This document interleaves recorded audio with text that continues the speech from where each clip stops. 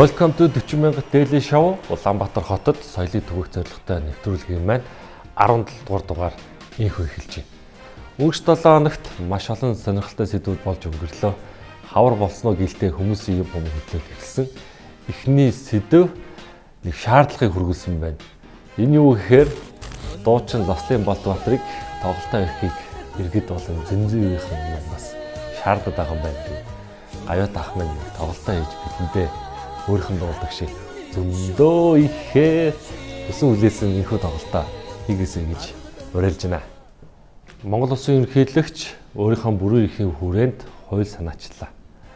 За энэхүү хууль нь саяхан цагаан сарын үеэр болсон Нараа гишүүнтэй холбогдлолтойгоор ёс зүй алдсан Улсын хурлын гишүүнийг эргүүлэн татах хуулийг санаачлаа. Энэний талаар өнөөдөр бичлэгийг хамтдаа үздэцгээе. За уг хуулийн төсөлд Улсын хурлын гишүүнийг эргүүлэн татах дараах үндслийг тусгалаа. Үүнд нэгдүгээрт ёс зүйн зөрчил гаргасан Улсын хурлын гишүүнд хуулийн хариуцлага хүлээлгэх боломжийг бүрдүүлнэ.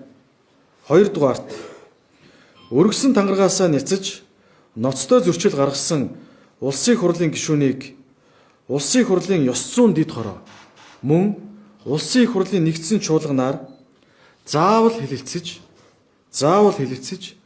үндсэн хуулийн цэцгийн шийдвэрээр эргүүлэн татдаг болгоно. Гуравдугаарт гэмт хэрэг үйлдсэн болох нь шүүхийн эцсийн шийдвэрээр тогтоогдсон бол уг гишүүнийг эргүүлэн татах үндслэл өөрөө тусагдсан. Дөрөвдүгээрт парламентын суудалтай улс төрийн намын хариуцлагыг өндөржүүлж жагсаалтаар нэр дэвшиж сонгогдсон гишүүн ёс зүйн ноцтой зөрчил гаргавал түүнийг эргүүлэн татах үндслийг тусгалаа. За Монгол Улсын ерөнхийлөгч Монгол Улсын их хурлын гишүүнийг эргүүлэн татах ёс зүйн тухай хуулийг гаргалаа. Би өмнөх нэвтрүүлгээр ярьсан Нараа гишүүн ямар нэгэн захиалгатай албаар ингэж нийгмийг төрхирч за тэгээ төрийн эсрэг юм Улсын хурлын гишүүн гэдэг нь ингэж муухай харагдуулдаг PR хийгээд ийн удаа энэний ард нэг юм байна уу гэсэн энэхүү сэдв намжиж амжаагүй байтал дараагийн яг сэдв гараад ирлээ. Ерөнхийлөгч маань Улсын хурлын гишүүнийг ёс зүй алдвал эргүүлэн татдаг хуулийг санаачлалаа. Ямарваа нэг хууль шийтгэл гарахаас өмнө шинэ хууль батлахаас өмнө заавал нэг юм оршил дид бүтц явагдагтай ингээл аливаа зүйлийг муухай харагдуулаад за тэгээ Нараа гишүүн одоо тохирсон юм уу гүм үү эсвэл ерөнхийлөгч маань ийм мэдрэмжтэй байв уу яг Улсын хурлын гишүүнийг муухай харагдуулдаг энэ процесс явахсаа дараа энэхүү хуулийг батлаа. За тэгээ энэхүү хуулийг ингээд саний яриан дээрээс хараад үзэх юм бол дөрвөн зүйлээр Улсын хурлын гишүүнийг эргүүлэн татна гэж байгаа. За нэгдүгüүрт нь ёс зүй алдсан, хоёрт нь гин буруутай тогтоогдсон шүүхээр баталгаажсан. За мөн жагсаалтын гишүүн бас ёс зүй алдсан гэж тусад нь салгаж авч үзэж байгаа юм байлээ. Дахиад нэг нь ноцтой зөрчил гаргасан гэдэг. Тэгээ эдгээр ингээ харахаар нэг хийсүр яг юм гарт баригдахад яаж тодорхойлж дүгнэх нь одоо тийм асуудалтай биш надад санагдаад байгаа. Өөрөө яг ёс зүй алдна гэдэг нь юу гэсэн үг юм бэ? Ямархуу хэрэг хэмжээнд байгаа гэдэг нь хуулийн төсөл дээр илүү дэлгэрэнгүй бичсэн байх. Зөв эндээс би хардаад үзэхээр энэ Улсын хурлын гишүүний бүрэн эрх болон энэ хууль батлах хин нэгний шахалт дарамтанд орохгүйгээр хууль санаачлах гэдэг дээр нь амар том хаалт болох гэж байгаа хууль болов гэж би өвдө харж байгаа. Юу гэсэн үг гэхээр за чи наа хуулиа батлахгүй байвал би чамайг ёс зүй алдсан гэдэг эргээд татчих шүү гэд нэг юм дарамтанд оруулах Улсын хурлын гишүүдийг нэг юм сэдвээр баримтжилж одоо хүчээр хууль тулгах за гадны орны бодлогоодыг дэмжсэн хуулийг автоматар батлах ч юм уу ийм эрсдэл нөгөөдөлтэй гарч ийнө гэж би удаа харж байна. За энэ нь өөрөө эргүүлээд дарангууллаа авилах эрсдэлтэй байх гэж харж байна. За тэгээд 3 сарын 15-наас чуулган эхэлнэ. Энэ хүртэлх одоо манайхан сонор сонирхтойгоор одоо миний бол харж байгаа сая нааргаар эхэлсэн. Одоо маш олон одоо хулгай хэрэгүүд гаргаад энэ ч Улсын хурлын гишүүн тэдэм сая хулгай хэрэг гарлаа, ийм ч хулгай хэрэг гарлаа гээл тэгж Улсын хурлын гишүүдэд муухай харагдуулж байгаа энэ хуулийг батлуулахаар зүтгэх байх. Тэгэхээр эрхэм иргэд маань, эрхэм хуульчид маань энийг ингээд сайн анхаараарай. Том зургаар нь харж үзэх юм бол Монгол улсын үндэсний аюулгүй байдал энэ парламентын дархлаар руу халтсан хууль болох үедээ сонор сэрэмжтэй байгаараа. Тэгээд нэг юм хууль батлахын өмнө нэг юм реклам гэх юм уу нэг шуугаан дэгдэн гаргаж байгаа хууль баталдаг мод юм дэлгэцсэн байна. Тэг өмнөх нөгөө нэг нүүрсний хэрэг инх 2 саяд яриад байгаа хэрэгүүдээс нэг ч хэрэг зүйдэгдэг. Зүгээр тухайн хүнийг нь муухай харагдуулж байгаа, тухайн сегментийг муухай харагдуулж байгаа нь хууль баталдаг. Яг энэ зарчмаар явах гэдэг нь манайхаа сонор сэдвчтэй энэ хууль дээр хандаараа зүгээр PR-нд нь болж биш. Цаад агуулгад нь юу вэ гэдгийг нэг дахин нэгтлаасаа гэж олон удаа хэллээ. 40 мянгат дийлэн шаваалаа. За Монгол Ардын намын баг хурал болж өнгөрлөө. Монгол Ардын намын шинэхэн дарга учрал энэхүү хурлынхаа үеэр хамгийн гол сэдэв болох одоо хүмүүсийн иргэн тойронд байгаа намынхаа нийт 4 гишүүнийг намаасаа хөөхөр шийдвэр гаргаж байгаа юм байна. Монгол Ардын намын гишүүнчлэлээс түтгэлзүүлэх тухай Монгол Ардын намын даргын хувьд прокурорын байгууллагаас авилга албан тушаалын хэрэгт ялагдчаар татагдсан Улсын их хурлын гишүүн Амар Баясгалан эрчим хүчний сайд алсан 50 бих үндсэн хууль зөрчсөн үндсэн хуулийн цэцгийн дүгнэлтээр тогтоогдсон Улсын их хурлын гишүүн Булган Туяа нам дамнсан бүлэглэл байгуулж нийгмийг эмх замбраагүй байдалд удаа төрхрөн Монгол Ардын намын бодлого үйл ажиллагаа зохион байгуулалтаар гүтгэн харлуулж намын бодлогыг хувийн офисоос говьүүлэн завхруулж намын гишүүний ёс зүй сахилах хариу үзлэгийг уландаа гიშгсэн баг хурлын гишүүн асан Монголын үнэн сонины эрхлэгч асан Амундра нарыг Монгол Ардын намын гишүүнээс чөлөөлөх нь зүйтэй гэж үзэж байна. Намын үндсэн дүрм заасны дагуу эдгээр гишүүдийг намаас түтгэлзүүлэх асуудлыг шийдвэрлүүлэхээр хяналтын ерөнхий ороонд би өнөөдөр албан ёсоор хандаж байна. Урдын гавьяа зүтгэл авилга албан тушаалын хэрэг ёс зүй хариуцлагаас алхах бамбаа болох учиргүй. Шүүхээр гин буруутай эсгээ тогтоологсны дараа Монгол Ардын намын гишүүнчлээ сэргээлэх хэрэг нь нээлттэйг энэ дашрамд сануулъя. За энэ бол 3 удаагийн сонгуулийг нь амжилттай удирдсан Амар Баясгалан. За тэгээд 5 бих Булган Туяа Амундар гэх зүрхэн хүнийг намаасаа хөөнө гэдэг шийдвэр гаргаж байгаа юм билээ. Тэгээд энэ бол ингээд нийгмээрээ дүрсэн юм том сэдэв болж өнгөрлөө. За тэгээд Монгол Ардын намыг ер нь ингээд ажиад байхад тэгээ нэг юм хийсвэр юмнуудтай дандаа тэмцдэг те. Одоо ингээд ярьж байгаа зүйл нь хамгийн гол өгж байгаа мессеж нь учрал даргын өгж байгаа мессеж нь авилгал Монгол орныг идлээ, авилгал Монгол Ардын намыг идлээ гэдэг нэг юм хийсвэр юм руу авчиад дээ. Авилгал гэдэг нь өөрөө хүнээс хамааралтай зүйл. Өөрөх намынхан системд нь байгаа, намд нь байгаа гэдэг юусаа харж үзэхгүй байгаа дээ. Нэг юм бид ч дээ манайхаа архиталтай тэмцээгийн өнгөтэй архитлуунд буруугаа гэдэг. Уг нь л тэр ууж байгаа хүнд нь байгаа өстэй. Тэр архийг сонгож мөнгөө төлж ууж байгаа хүнд нь хариуцлага тэрнийх нь потенциалд нь анхаарахгүй, хандлагад нь анхаарахгүй зөв архи руу буруугаа гэдэгтэй адилхан. Монгол Ардын намыг сүржин хурал дээрээ авилгалуу хамаг буруугаа хийлээ. Тэгээ Монгол Ардын ингээд намыг ингээд бидрэг ингээд ажиад үзэхэд өнөөдөр хүртэл юу хийсэн бэ гэж харахад үзэхээр нэг юм дарагтаа ингээд хамаг үйл байгаа үйлж болохтой үнхээр гаргууд сайн те. Нэг хэсэг л бараг хятад ирлээ зэн Монголын хамгийн амар мангас болох гэдэг ингээл тэсэн инх хоёргаа за инх хоёргаагаа шоронд ихтэй бүх намынхаа муха бүх зүйлийг авчиг гээл инх хоёр дараагаа шоронд ийсэн. Дараа нь Мегомби инх болдыгаа талбай дүүрэн жигсаалтыг энэ хүн байхгүй бол Монголыг эзлэх гэдэг энэ хятадын талд оруулах гэдэг гэлдсэн. Мегом дарагтаа хамаг буруугаа өгөөл явсан. За дараас нь одоо ингээл оюун эрт Амар Баясгалан дугна. Тэгэл дахиад Монгол Ардын нам нь үлдэнэ. Тэг өөртөө цэвэрлэх гэдэг юм шиг. Тэг энэ олон гэс шат дамжлах жилүүдийг харахаар ер нь Монгол Ардын нам өөрт нь байгаа юм шүү. Дотроосоо юм хайгаад үзээч нэг хийсвэр юмд өгөхгүй. Тэгээд одоо бодвол дахин иргэд дээрээ Монгол Ардын нам ирнэ гэсэн. Одоо цаг хугацаа явсны дараа бодвол дараагийн үеийг гарч ирэл учралтай ч юм уу те.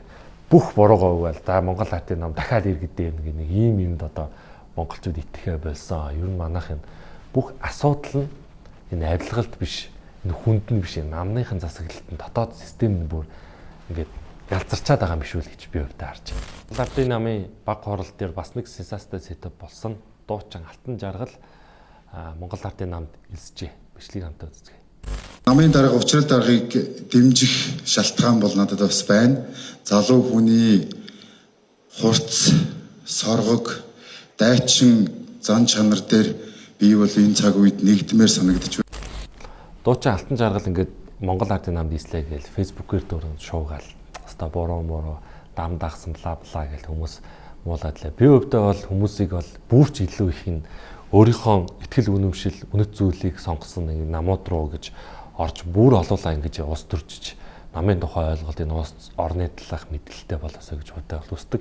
Тэгээ аль нам нь яг энэ Монгол улсыг ямар замаар удирдах гээд байгаа, аль нам нь яаж удирдах гээд байгаа гэж өөрийнхөө ихтгэл үнэмшил сорилтоор ингээд нам болгороо ингээд эсэж ороод бөөнөрөө ингээд намын системийн засаглалын системийн тухай ойлголтоо болоо тэгээд сонгуультайгоо хэрсүү оролцдог ингээд улс төрийг муухай гэж харахгүй бүр сайн улс төрчиж өвл бид нэр энэ одоо болоод байгаа нь хэдхэн хүн хамааралтай байгаа юм шиг энэ Монгол орны өдөртөд байгаа нам засгийн бодлогыг эрүүл болгох боломжтой гэж би өвдөө хардаг. Зүгээр иргэд яг алтан жаргал дээр ингэж бухимдаад байгаа гэхээр маш олон жил ингээд засаглалцсан. Тэгээ Монголыг улам ингээд одоо авилгалын индекс, хөгжлийн индексээ хойш нь татаад байгаад нь байгаа энэ намд орсонд нь хуурлаад байгаа байх гэж би удаа харсан. Тэгэхээс биш хүн болгон сонголтоо гэж намд эзэх нь чөлөөтэй. Тэгээ бүр их эсэсэ гэж би өвдөө боддог. Тэгээд маа нэвтрүүлгээс үздэг хүмүүс байвал өөрсдийнхөө сонголтыг хийж намд эсэж хэдхэн хүн болчиход байгаа энд ингээд олуулаа дуу хоолойгоо өгөж төр засгийн гаргаж байгаа шийдвэрүүдэд оролцож байгаасаа гэж хүсэж байна. Тэгээ би нэг юм хэлдэг энэ парламентын засаглалтай оронд хүн засагладаг, нам засагладаг учраас бөөнөр юм намынхаа шийдвэрүүдийг дагаж оролцож байгаасаа гэж уриалж байна. Улаанбаатар хотын автомашинтай хэрэгтийг хэв журмын сахиулдаг ах маань халдах дурдсан байна нэг бичлэг хамтаа үзцгээе. Шудраг юм хаанч явахгүй. Би нэг зураг дараад яваад хүн зодолоод байна гэдэг чинь бас нийгмийг цэвэржүүлэх гэж яваад байгаа. Би бол хийсэн шиг соёлтой. Би цагаан сараар хэд монголчуудынхаа мууг үзэхгүй, зургийг дарахгүй. Би энийг аваадаа амуулсан гэсэн чинь хүн болгон сошиалээр явуулсан. Өнөөдөр 3 сарын 1-нд би гараад ажиллаа хийсэн. Одоо нэг 30-аад машины зураг дарсан байна. Ингээд бүх юм зөөрөөдгий. Энэ усаас 125 сая төгрөгийн сая энэ зураг дарсан хүмүүс усаас мөнгө гарсан чинь Нямбатараас 125 сая төгрөг гарсан. Хэдийн би авсан 2 сая 400 авсан. Тэгэд нэг хүн 6 сая төгрөг авсан байгаа шүү дээ. Тэр хүн яаж зураг дарсан начиг зураг дараагүй шүү дээ. Би зураг дардаг бүх хүмүүсийг мэднэ. Нэг хүмүүс начиг явж зураг дардаг хүн баг байхгүй. За ахыг минь хүний муу үзлээ чи яасан амиа хийсэн юм бэ гэд ядарсан эргээд машина хаанч тавьсан яа дээ гэж зодсон байна. Маад нэг юм хандлага нэг юм угаас анханасаа буруу те. Ядарсан иргэн ядраагүй иргэн баян затгалын иргэн гэдэг уг нь бүгдэнд нь энэ хууль дүрм ижил тэгш үүслэх ёстой. Тэнд машина тавьж болохгүй л гэсэн бол болохгүй хууль дүрмийн дагуу торгуулаа авах нь тодорхой. Тэгээ энэ хүү ах ингэж явж байгаа. Би өвдөө бол зөв гэж харж байгаа. Хэдүүлэн чинь гэсэн бас нэг дэг журамтай амьдрах дээрээ бас ингээд дэг журамгүй байлаа гэдэг доороо дэг журамгүй бас бай гэдэг юм барьцаад байгаа юм шиг хандлагад харагддаг. Тэгээ яалчгүй нөгөө шүүхтэй итгэл төрийн эрхэм сайд дарга нар нь үнэхээр их үнэн удлаа мэдгэдэхгүй хариуцлах хүлээхгүй нэг мэдгэдэл баахан авилгалын хэрэг хэдэн сая хэдэн тэрбумын хэрэг гэдэг мөртлөө ерөөсөө шийдэгдэхгүй удлаагаас хүнийг ингэж хэлээд идэм үү эсвэл бол үнэхэрийн яг авчаад тахт ингэ шийдэгдэх юм уу энэ асуудлыг ингээд нэг талд нь гаргаж шийдэж эрсөө гэж ойлгох бол ингээд доороо бүр хөл толгоогоо олохоо удахгүй болох нь шүү. Тэгээд бүүнөр анхааралтай бай. Баян үнд үйлчдэг, ядуу үнд үйлчдэг хууль гэсэн юм байхгүй бүгдэрийн эргэх эрхтэй Монгол улсад амьдардаг шүү. За дараагийн сэдв нэг малчин иргэний бичлэгийг бүүнөр хамтдаа үзье. Эрхлэгч Бачаал гэж Харангай аймгийн Эрдэнэт улсанд амьдардаг хүн байгаамаа. За би хэд хэдэн асуудал асуух гэсэн юм. Одоо том сайд дарга нар ирэхээр бүгдөө л малчтаа дэмжин, малчтаа ийм дэмжлэг үзүүлж байгаа гэдэг л асуудал ярьдаг. Яг үндэ та хэд ингээ асуудлаа тойроо яваад байгаа юм шүү. Махны үнийг малчтын одоо борлуулж байгаа гол орлого орж байгаа зүйлсийг төр орлогч хүчээр барьдаг асуудал одоо хизээ болох юм бэ? Саяхан ерөнхий сайд хэлжсэн махны үнийг байр гэж. Төв орнуудад амьдарж байгаа эсвэл хотод амьдарж байгаа хүмүүст хямд мах идүүлэхийн төлөө хөдөө орнуудад 200 мянган малчин амьдарж байгаа мó. Тэр 200 мянган хүн төвийн төв орнуудад амьдарж байгаа хүмүүс хямдхан мах идүүлэхийн төлөө амьдарж байгаа мó. Энэ махны асуудал байна. Дээрээс нь одоо энэ манай засгийн одоо докторгүй байдал байна. Өмнөх хөдөө аж ахуйн сайд гарч ирээд ноолор угааж гаргана гэд өмнө жил ноолор өсөөгүй. Дээрээс нь хөдөө аж ахуйн малчтын бүх орлого олдог бүх зүйлүүд ерөнхийдөө бол нэг үгээр хэлээд бойкотлогдсон. Энэ дээрээс ч юм болоод малчд орлого олж чадахгүй байна. Малчтын орлого нэмэгдэхгүй байна.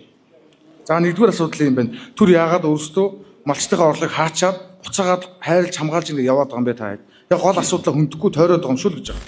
Сүүлийн хэдэн жилүүдэд энэ удирж байгаа намын бодлого маш буруу байсан гэдгийг нь одоо бүр илэрээд ингээд салбар дээрээ бүр яг ингэ тог тасардагтай адилхан бүгд яг ингээд тасарч унтрахад яг бэлэн болчиход байна. Ингээд энэ иргэн малчин хэлж байгаа байхгүй те ингээд улсаас махны үнийг байр гэнгүүтээ малчтын өөрсдийнхөө хүч хөдөлмөрөө гаргаж малаа өсгөж гаргаж байгаа үнийг нь бас улсаас барихаар тэдний орлого ингээд тасраад байна. Орлого тасрахаар зээлээ төрж чадахгүй, амжиргаа зайлуулж чадахгүй байна. Тэгээд төр ингээд бүх салбар руу орж бүх юмны үнийг ингээд бариул юу болдгийг одоо манайх ингээд харж байгаа. Сайхан тод жишээ одоо энэ цахилгаантай холбогдолтой. Төр үнийн барьсаар байгаад одоо ингээд бөөнөрөө өдөрт 4-5 цаг тог тасартай юм амьдралыг хөтөлсөн. За дараагийнх нь саяхан амар хасгалан дарга гурилын үнийг төр барина гэд импортын татварыг тэглээд гадаас маш их хэмжээний гурил оруулаад ирсэн чинь одоо тариад тарьдаг хүмүүс байхаа болоод тэгээ эргээгээд нөгөө гурил үйлдвэрлэдэг байсан үйлдвэрүүд Монгол үйлдвэрүүд маань хаалгаа бариад зогссон. За одоо удахгүй гээд нефтийн үнийг барьснаас болж бөөнөрөө 100 өвлгөө нефтэнд орчлож бензин авч чадахгүй өдрийн бараг 24 цаг орчилж авдаг ингээд. Бүх салбар ингээд доголдоод бүр яг ингээд унтраад бүр гачаагдaltaй хүрчээд байна. Тэгээд сүүлийн жилүүдэд удирж байгаа энэ нам засаг үнэхээр Монголыг бүх салбартанд ороод болж байна. Тэгээд манайхаа одоо энийг шийдэх арга гэх юм бол энэ сайдууд нь хариуцлага тооцоно. Сонгуулиар бүгдийг нь өөрчлөхгүй бол Монгол бас эрен чанга шүү. За энэ 7 хоногт маань эмэгтэйчүүдийн баяр Мартин 8 олон улсын эмэгтэйчүүдийн баярын өдөр болгож байгаа. Тэгээд энэтэй холбогдуулан Ямааны хооллыг булаас амар том хэрэг гарсан байна. Бичлэгийг хамтаа үзцгээе. Хоёрын хооронд те нэг 2 өдрийн дараа үхчих тэр нэг Ямааны хоол болсон тэр цэцэг гэж зүйлийг авч өгч тэр хүмүүстэй хайраа илэрхийлжсэнээс одоо ирчүүдтэй хандаж хэлмээр байна те. Одоо удахгүй ингээ Мартин 8 боллоо эмэгтэйчүүдээ маань эрхийг хамгаалах өдөр болох чинь. За энэ дээр эхлэхэд бол эрэгтэйчүүд та бүгд маань те гэрийн те тэргүүн та бүгд маань хайртай эхнэрээ за найз охиноо за хайртай өөрийнхөө үрс хүүхдүүдээ энэ папиллома вирусын эсрэг вакцин та бүгд нь олноор нь хамруулаач. Хоёрын хооронд те нэг 2 өдрийн дараа үхчих тэр нэг Ямааны хоол болсон тэр цэцэг гэж зүйлийг авч өгч тэр хүмүүстэй хайраа илэрхийлжсэнээс энэ вирусныхаа хамрагдалт та бүгд нь хамрагдаач гэдэг бол уриалгыг бол гаргаж байна. За тэгээд нийслэлийн орлогч дарга маань үнэхээр яалчгүй нэг коммунист намын дарга гэдэг шиг тий хүнд бас юу бэлгэлж биелэхгүйг нь бас заах нь. Тэгээд хүн ер нь лагаа иднэ, лувуунгаа иднэ, мань дарга нарт юу хамаа байхгүй. Тэгээд ийм их стресстэй нийгэмд тий нэг өдөр ч гэсэн баярлаад тэр цэцгийг өгч байгаа залууд одоо хайртай өнөө баярлуулах гэж би цэцэг өгч юм даа гэж явж байгаа. Тэр цэцгийг хүлээж авч байгаа эмэгтэй хүн нэг өдөр ч гэсэн баярлагалтай. Заавал энэ муухай олгосон та нарын өдөрцийн Улаанбаатарч өдөр болго стресстэй ёстой мó. Бүр арай л таварцсан орцсон юм байх юм а тий. За дараагийн холбогдолтой цэцэгтэй холбогдолтой энэхүү PR-ыг дэмжсэн үү эсвэл бас яг тэгж таарсан уу нэг бичлэг хамтаа үзцгээе. Хоёр эмэгтэй хүн нэг дэлгүүрт зэрэг ажиллаж байгаад хоёулаа маш хүндээр өвчлсөн байна. Албартай эмэгтэй одоо нэг нь хяналтанд байгаа ямар өвчтөнд тодорхойгүй цэцгнээс болсон, цэцгний үнэрнээс болсон гэж ийм мэдээлэл байна. Нэг нь болохоор бүр чихэн дөвдөлий болсон байна. За энэ яагаад ингэж нөхөр бид нар нэг урд хилээр орж иж байгаа цэцгүүд нь гарал үүслийн бичиг байхгүй. Шинжилгээний бичиг байхгүй. Ерөөсөө ямар ч тийм эрүүл бусдын тодорхойгүй. Дээрээс нь татварт бараг төлдгөө. Хятадын лили цэцэгний бор үрийг бор юм дохиур байдаг штэ. Тэр дохиуранд битгий гаруураарай. Тэр дохиурыг битгий видео ойртуулаарай. Элгэний хорт ордор шууд өвчл тусдаг. Ийм маш хортой байдаг гэдгийг бол хятадын цэцгүүдээс бол харж болно. За тэгээд энэхүү бичлэгийг үзээд би юу гэж бодсон бэ гэхээр одоо шүүх шинжилгээгийн байгууллага гадаадаас ордог гайл майлынх нь одоо энэ шинжилгээ мэнжлийг авдаг байлгүй дээ. Тэгээд арай ч бас нэг ийм амар өвчин тарах вирусээр цэцэг дамжуулаад явуулчихдаг байлгүй ч одоо тусгаар болсон байна. Яг хоо зүгээр би энэ мань өмнөх даргын яриаг гараад жоохон PR-даар нь дэмжих гэдэг юм ярьсан болов уу гэж одоо итгэж байна. Гэтэ мэдгүй бас байж болох талтай юм. Тийм хоёр талтай тийм судалж ярьж иж манайх яахгүй. Тэгээ одоо үнэхээр ийм бол тэгээ одоо цэцэгний бизнес эрхэлдэг хүмүүс бүгдээр одоо давпуурлаа штэ. Одоо нэг тийм мэргэжлийн байгууллага судлаад дүүлт Монгол гаргаж өгөх байлгүй дээ. Тэгэхгүй бол ямар нэгэн шийдэл гаргаж өгөхгүй бол одоо манайхан яг ингээд улс төрийн сайдуудын гаргадаг штэ. Тэр бол хулгайч тэдэн саяыг ийдсэн. Одоо энэ залуу орч ирээ те цэцгнүүд бол аюултай гэж хэлцэн. Эргээд ямар нэгэн энэ үнэн байсан юм уу, зөв байсан юм уу гэдэг нь хариулт өгөхгүй бол тэгэл цэцэг авдаггүй хүмүүс ч олдорчлоо. Тэгээд цэцгийн бизнесээ дампуурлаа шүү дээ. Мэргэжлийн байгууллагууд нэг мэдээлэл гаргаараа энэ зэт. За энэ баян зөвхт өргөч юу нь яг яатарсан зураг бэ? Дамаа энэ 26 дугаар оны ковид үед хамгийн анхны ковид гараад баларсан юм болсон. Тэгсэн чинь одоо Баянзүрх дүүрэгт 45-аас 55 насныхан салт их өндөр байна гэд аимшигт хэрэг гарсан байна. Өнөр бичлэг хамтаа үзцгээе. 45-аас 55 насныхан хамгийн их салж байгаа. Тэр дотроо Баянзүрх дүүргийн иргэд хамгийн их салдаг үзүүлэлттэй. Эхнэрийгээ хуураад элдв хүнтэй уулзаад явдаг. Нөгөөд хүндөө ганц нэг уулзангуудаа дурлцдаг. Шууд хайртай бол. Тэгээ яагаад хайртай болсон гэхээр намайг нэгдүгээрт нөгөөд чинь төрөө алга багч л та. Манай найз. Намайг нэгдүгээр цагдахгүй байна. Оройтлоо барьлаа гэж хэлэхгүй байна гэж. Арх хуулаа гэж бас загнахгүй байна гэж. Тэгээ гадуур тэнлээ мэлээ гэж ерөөсөө загнахгүй байна. Тэгэл ер нь ингээл ерөөсөө л загнахгүй байна гэдэг. Эхнэр болохоор ерөөсөө байнгын загнаастай. Тэгэхээр л ерөөсөө би ерөөсөө энэтэй сууя гэж шийдээд тэр өдрөөс шийдсэн өдрөөс эхлээд эхнэрлүүгээ мөнгө шилжүүлэхдээ дандаа зээл гэж хийсэн баг. Зээл гэл. Тэгээд эхнэр нэг хараад "Үчи хайраа яагаад зээл гэж шилжүүлээд байгаа юм" гэж. "Гүй төрийн албаагч болохоор бас болохгүй байна. Хамаагүй мөнгө төрөн дээр хөрөнгө орлогын мэдүүлэг бөглөж байгаа. Зээлгээл хийгээд дараа нь хэрэгтэй юм бэл." Тэгээд нөхөр яг товлсон хугацаанд гомдлоо гаргасан. Салах нэхэмжлээ өгсөн. 6 сар эвлэрэх хугацаа өглөө. 6 сарын дараа шүүх салгалаа. Хөрөнгийн маргаан дээр нөгөө өгсөн зээлээ буцааж нэхэмжлээ. Тэгээ эхнэрээс зээлсэн мөнгө авах шийдвэр гаргуулсан тэр хүн. Тэгээ энэ хүү яриг сонсоод би нэг яг мань ах уу яг өөрийгөө яриад юм санагдчих тээ. Манайс нэг өөр тохиолдсон явдлаа манай нэг найзгийн ярьдаг шиг юм ярьсан тээ. За яг хаа тэгээд үнэн хотлааг нь мэдэхгүй яг үнэн бол үнэхээр бас ямар амар юм бэ тээ. Эхнэрлөөгөө зээл гэж өгч ирсэн аа эргэлээ мөнгө авч яваацсан. Энэ манай залуучууд тэгээд эмэгтэй хүнийг гуйж авч суусан бол хэрвээ салт санах дээр тулах бол тээ юм хумаа бүгднийг нөх хэрэгтэй шүү дээ. Эмэгтэй хүн чинь дахиад хүнтэй амьдрал зохиоход бол хэцүү. Эрэгтэй нь бол яах вэ тэгэл дахиад өөртөө амьдралаа аваа явчихна. Тэг өөрөөсөө буруутаж амьдралаа салгаж байгаа эрэгтэй хүн залуучууд байна ч хоншортой байх хэрэгтэй шүү. Эхнэр хүүхд мөхөдтэй хамаагүй байдаг өгөөд л саасан дээ шүү дээ. Өөр өдөр шийдвэр гаргаж байгаа бол тээ. Яг хөө энэ дэр ингээд нийгмийн молоос юм судалгаа гэдэг юм лээ. 45 55 насныхан нэг юм сэтгэл готролд ордог юм шинж байдаг. Тэг юу гэсэн үг хэрэг хүн ингээл сургууль мургуул төгсөөл ажилд ороод ингээл амьдралыг ингээл эхнээс нь яваал тэгэл хүүхдтэй болоод тэгэл эхлээд нэг байртай болчих. За хүүхдтэй нэг сургуульд оруулчих гээл энэ зүйлүүд ингээл явж байгаа нэг 45 50 наснаа ингээл харахаар нэг юм амьдралын зорилгууд нь унтардаг юм шиг байна.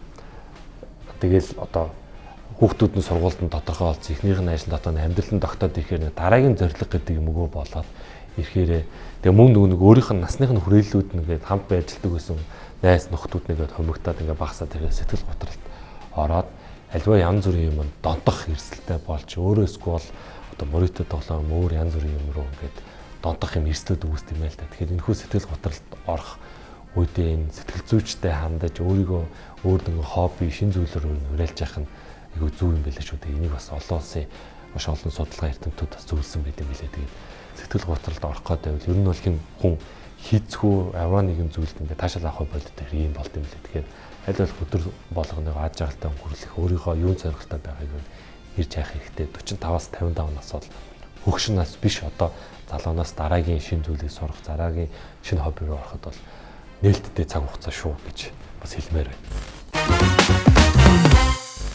Улаанбаатар хотод соёлыг түгэх зорилготой 40 мянгат шоу юм байна. Соёлын булан эхэлж байна. За тэгээд одоо хавар болж байна. Хавар болохоор яад үгүй гэхээр шороо шуурга болон хамаг юм гисэн хайлан за энд ингээд өвчлөө аягүй ихтэй гизний болон ханиад яг өөр шиг аягүй их болд юм билээ. Тэгээ манайхан энэ улиралд зөвхөн өвөлд маск зүүдгүү хаврын энийг улиралд маск зүүгэж аливаа халдвар төвчнөөс сэргийлээ гэж 40 мянгат шоунаас уриалмаар байна. Тэгээд өвчин тус бол маш их санхүүгийн асуудал зайгээл бие махбодын асуудал үүсдэг учраас энэс сэргийлэх арга бол маск зүүж гараа авах шүү. 40 мянгат дэлхийн шоу хөрлөж байна. Хотын асуудлаар ярьдаг нэвтрүүлэг маань Нямбатар даргагүй байна гэж бахав. За Нямбатар дарга маань бас нэг шийдвэр гаргаж байна. Бичлэг хамтдаа үзцгээе. Энэ гандангийн орчимд ерөөсөө огт дахиж барилга байгууламжууд бариулахгүй. Баригдсан барилга байгууламжууд иргэн аж ахуйн нэгж байгууллагуудын барилга байгууламжуудыг бид нар зах зээлийн жишгт нийцсэн үнээр худалдаж авнаа. За газар чөлөөсөн чөлөөлтийн хэмжээнд жил болгон тогтчлтын ажлуудыг хийж явнаа. Өөрөөр хэлбэл одоо бүх улсад хааны ордноо тойрсон цэцэрлэг төрөлнтэй байдаг. Тэгвэл манад ерөөсөө тийм том одоо эртний барилга байгууламжаа тойрсон цэцэрлэг төрөлн байдгүй. Тэгэхээр Гандан бол 1800-аад оны үед байгуулагдсан манай хамгийн эртний бас одоо хотын төвийн барилга байгууламжуудын нэг. За хот төлөвлөлт тухайн үедээ байсан. Хүрээлж бууж исэн. Одоо бол орчин цагт одоо ингээд инженерийн шугам сүлжээнд холбогдоогүй энэ барилга байгууламжууд бол шаардлага хангахаа болсон гэдэг хэлээ. Нямбатар дарга маань Гандан хавцах бүх газрыг чөлөөч цэцэрлэг хүрээлэн барина гэж байгаа юм байна. За энэхүү шийдвэр дэмжин. За гэхдээ манайхад нэг ийм юм байдаг шүү. Дамаа Нямбатар даргыг гүйцэтгэлийг хийдэг хүмүүс Нямбатар дарга өөр. Саяхан урт цагааныг ингээд янзлаад гоё болгоно ингээд. Эсвэл ногоон байгуулж гэсэн хачи юм хийсэн байсан. Тэгээ одоо энэ Гандан төвчлийн эдийн хавийнхыг одоо ногоон байгууллага болгоно гэсэн мэрэгжлийн хүмүүсийг нь авч ажиллаулаарай. Нямбатар дарга тэр йогийн цэцэрлэгийг хийсэн хүмүүсээс жоохон суралт Монголд авдаг юм тийм. Тэрнтэй адилхан нэг хүндээ ээлтэй нэг юм хийгээрэй. Эсвэл баах нэг бетон зам тавингуудаа нэг хоёр нэг ажилтгүй нэг юм хүүхдийн долоон тавьснаа баахан сандал тавиад нэг яах гэдэг юм гэдэггүй нэг хүндээ хүртээмжтэй хүнийхээ сууж болох үе хэрэглээнд нь шаарсан цэцэрлэг хийгээсэй гэж хүсэж байна. За тэгээд 40 мянгат дэйли шоу байлаа. Баярлалаа.